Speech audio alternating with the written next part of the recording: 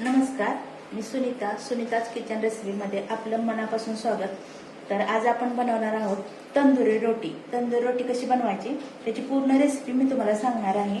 हे बघा, एकदम लुसलुशीत अशी तंदुरी रोटी होती। मी तुम्हाला कट करून दाखवते, खूप छान होत्यात अशा।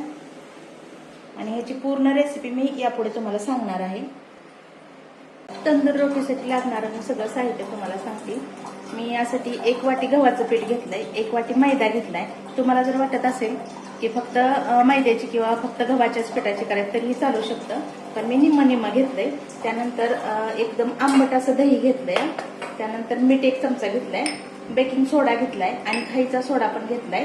त्याचबरोबर 1 वाटी 1 चमचा साखर घेतली आणि तेल घेतलंय। तर आपण काय करूया, हे सगळं साहित्य एकत्र करूयात। आता आपण गव्हाचं पीठ टाकूया आणि त्यानंतर याच्यामध्येच मैदा घालूया, मीठ घालणार आहे। त्यानंतर 1 चमचा साखर घेतली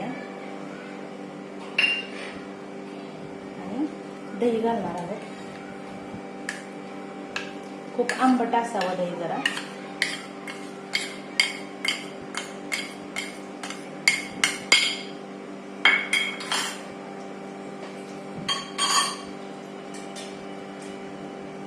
आणि 1 मोठा चमचा आपण तेल घालणार आहोत ह्याच्यावरती।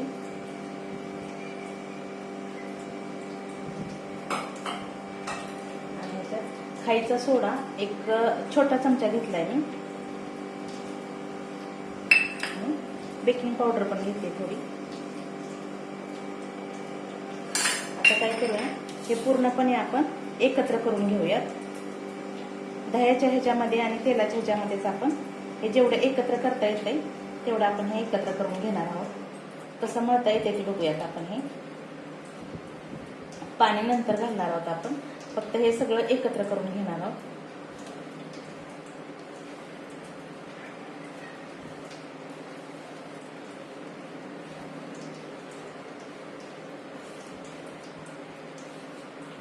हे बघा, अशा प्रकारे एकत्र करणार आहोत। पूर्णपणे हे एक जीव होतंय, सगळं घातलेलं साहित्य आहे ते एक जीव होतंय असं। आणि ह्याला आपण थोडं थोडं पाणी लावून नंतर मळणार आहोत।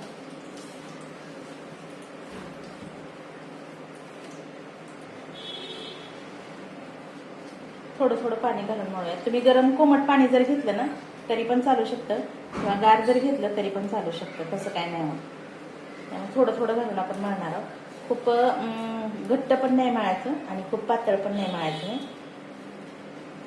खूप थोडं थोडं घेऊन पाणी मळायचं।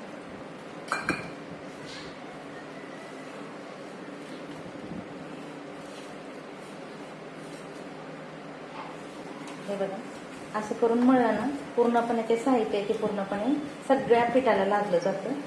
त्यामुळे हे तोडून असं मळायचं, त्यामुळे पीठ एकदम छान असं मळलं जातं। त्याला मधून मधून थोडं पाणी लावून जरी मळलं ना तरी खूप छान पीठ होतं।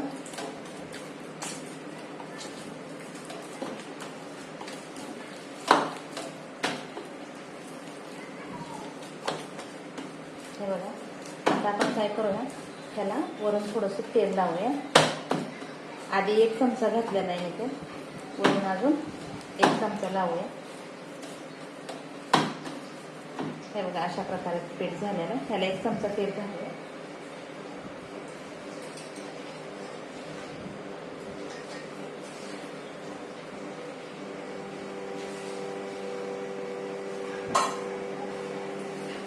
तेल लावून थोडा वेळ असं त्याला मळून घेऊया।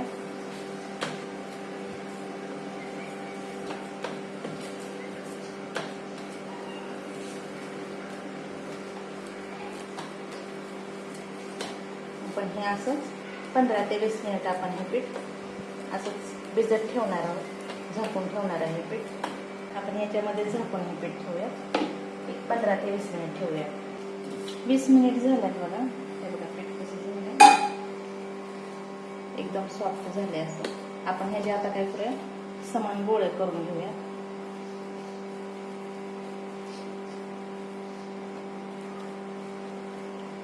4 गोळे होतील साधारणपणे।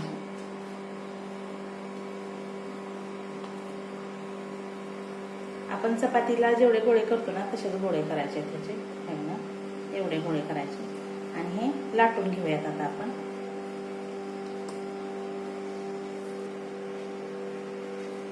लाटून घेऊया. थोडं चिटकतं खाली, पण जर चिटकत असेल ना तर वरच्या बाजूने थोडंसं पीठ लावायचं आणि एकाच बाजूने लाटायचं.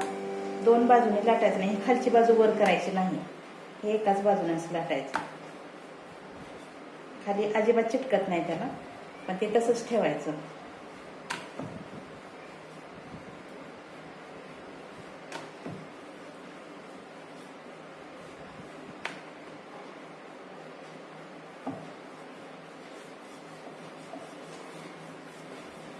सगळ्या बाजूने समान लाटूया आपण.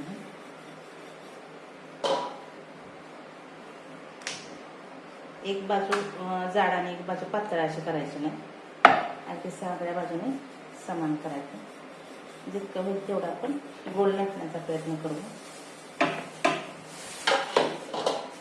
अजिबात ही बाजू पलटी करून लाटायचं नाही.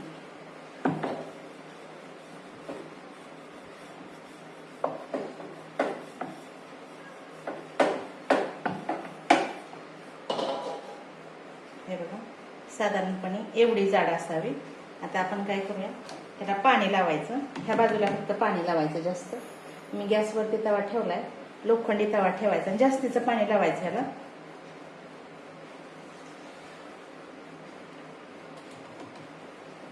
कारण पाणी जर लावलं तरच ते तव्याला खालच्या बाजूने चिकटलं जातं. आणि हँडलचा तवा असावा साधारणपणे, कारण काय होतं, दुसरी बाजू जी आपल्याला शेकायची आहे ना ती हँडल पकडून शेकावं लागणार आहे. हे बघा, पूर्ण असं पाणी लावून घ्यायचं याला आणि हे आता आपण तव्यावरती घालूया.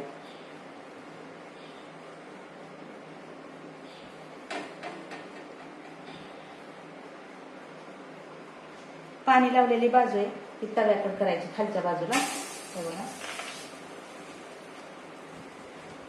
हे पूर्णपणे चिपकलं जातं खाली आणि ह्याला थोडे थोडे बबल्स येतात बघा. हे थोडे आले 2 मिनिटातच येतात लगेचच. आपण हे काय करूया, हे उलटून नंतर खालच्या बाजूनं फक्त असंच शेकायचं. जर तुमच्याकडे हँडलचा तवा नसेल तर तुम्ही काढून गॅसवरती पण शेकू शकता.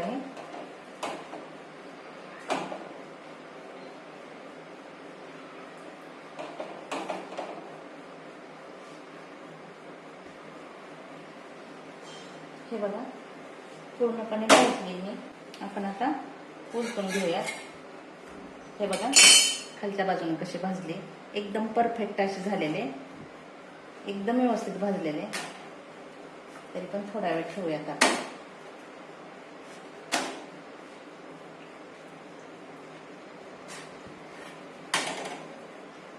नेमका वरच्या बाजूने पण खूप सुंदर अशी भाजली. आता आपण अशा प्रकारे दुसरी आपण लाटून घेऊयात. आता ही काढून घेऊयात आपण.